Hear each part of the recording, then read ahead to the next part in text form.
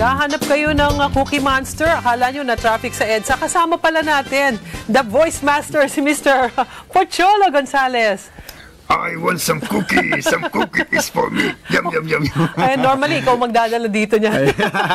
Good morning sa iyo, Mr. Pocholo Gonzales. Good morning po, Maylene. Oo, alam mo, babae po kayo. Ay, salamat sa iyo. Alam mo, nakakatuwa kasi kung naabutan mo at hindi ka nga na traffic, nandiyan ka lang pala, pinakitaan kami ng mga talent ng iyong mga estudyante. Nakakatuwa dahil napanood ko, papunta po ako dito. Ganon. Live na live talaga.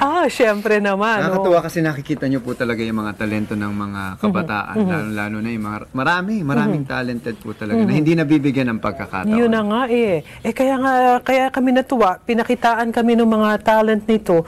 Ikaw ba mismo, kilala natin, the master, the voice master, di ba? Paano ka napunta sa ganito? Nagsimula po ako nung ako ay bata pa, as early as siguro 7 years old na nagbo-voice na ako kasi kahit wala pa ako sa mainstream, nag-iba-iba na ako ng boses. Kasi wala nga kami pong TV noon sa probinsya, so ang means of entertainment ko ay radyo. Wow, okay. Yung mga radio drama. So nakikinig ako yung ganito, yung isang gabi ng lagim. Si Utoy at si Lolo Tasyo ay naligaw sa kagubat. Ha? Lolo Tasyo, naku, gabi na. Ay, naku, kasi po, ikaw laro ka ng laro. Ha? Lolo, may monster. Kakainin ko kayo. Nako. So bata pa lang, nag-i-imagine ako at unknowingly, nade-develop yung voice acting skill ko kasi nga, because of your imagination. Imbes na manood ako ng TV, nag-i-imagine ako. Tapos ginagaya ko yung napapakinggan ko sa TV, sa radyo. So, dire-diretso na yun. Tapos nung high school, wala akong ginagawa kundi mag-host, magsalita, kasi natutuwa sila sa akin. Until na-realize ko at very young age of 16, pwede pala ako maging motivational speaker. Yun na nga yun So, pagka ganyan, dahil do sa passion mo, at sabi mo nga off-cam, dahil sa pangangailangan din.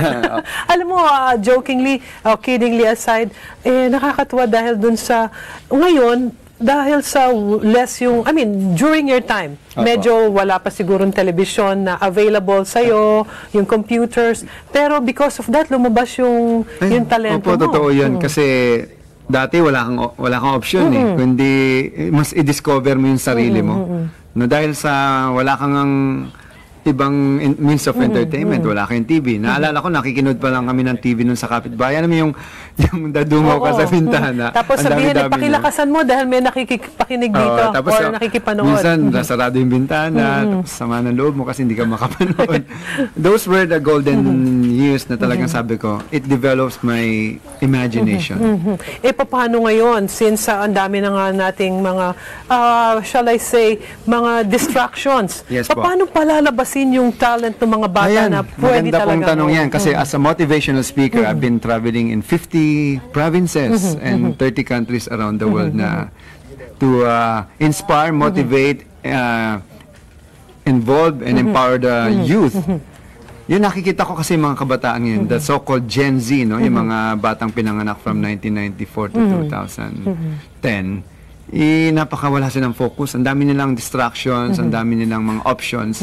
So, nawawala sila ng focus. Ngayon, parang gusto nilang itry lahat until wala silang ma-develop na isang skill na kung saan sila magaling.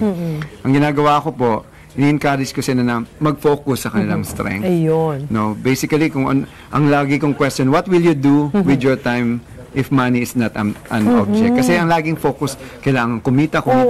Hindi ba yung, dapat alamin muna natin kung ano yung mga bagay na magaling tayo. Gusto mong gawin. Yung kahit hindi ka bayaran. Ayun, So, ayun po. At nakakatuwa, na-discover ko po yung mga talento ng mga kabataan. At kapag nagmo-motivational talk po ako, nagpapasalamat sila sa akin kasi sinasabi na, buti po sinabi niyo kasi na-discover ko po talaga na ito po pala ang dapat kong gawin. At yun, so sa buong Pilipinas po, aside from motivating the youth, we go around para tulungan po rin yung mga teacher para how to take good care of their voices. Kaya po si Ada kanina, she's the voice care queen. pinopromote niya po yung book na sinulat ko, yung Voice Care for Teachers. Oh, so meron kang book din. Okay. Opo, yung Anong kanina. title niyan?